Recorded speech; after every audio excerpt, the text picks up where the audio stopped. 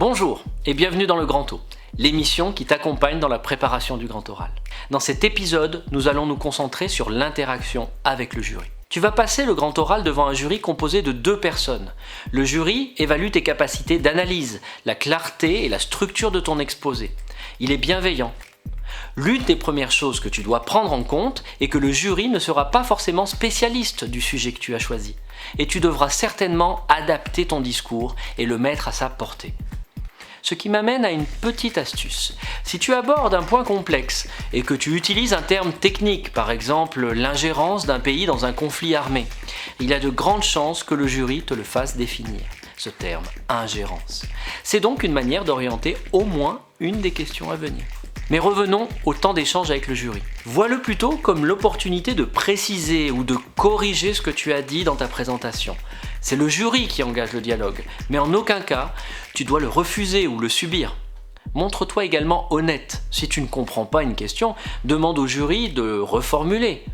Il y a généralement 3 types de questions venant de la part du jury. La première est que le jury veut lever une ambiguïté sur une partie de l'exposé ou sur un point que tu as abordé.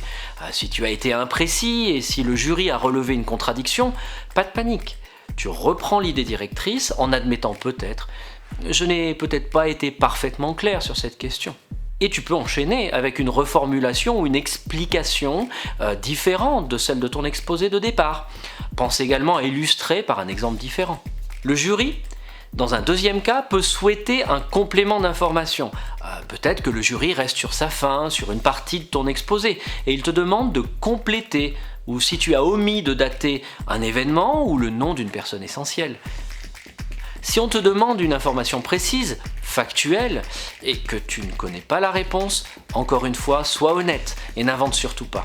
Si tu as centré ton exposé sur une problématique qui se pose en France, il y a également de grandes chances que le jury te demande d'élargir la problématique et sa portée à une échelle plus grande. Troisième cas de figure, le jury te demande ton opinion. Si la première partie de ton exposé doit être documentée et la plus objective possible, il est cependant très probable que le jury te demande ton opinion personnelle sur certains aspects de la question que tu traites. En effet, le but est de tester ta capacité à argumenter, et ce n'est pas ton opinion personnelle qui est évaluée en tant que telle, mais plutôt ta capacité à argumenter, à nuancer et à exposer encore une fois une idée précise. Enfin, le 4e type d'intervention de la part du jury n'est pas le plus plaisant. En effet, le jury peut chercher à te déstabiliser. Il peut tenter de semer le doute dans ton esprit en testant ta capacité à défendre ton exposé. Par exemple, êtes-vous bien sûr, êtes-vous vraiment certain, comme vous l'avez dit, que... Dans ce cas-là, fais preuve d'ouverture d'esprit. Ne te ferme pas, reste dans une interaction fluide avec le jury. Rassure-toi, il n'y a pas d'animosité à ton encontre. C'est plutôt un jeu rhétorique qui s'installe pour tester tes capacités à rebondir. Toutes les bonnes choses ont une fin. C'était le dernier épisode du Grand O. J'espère que cette série de tutoriels aura été utile et je te souhaite une belle réussite pour ton examen du grand oral. À bientôt sur LDV Media.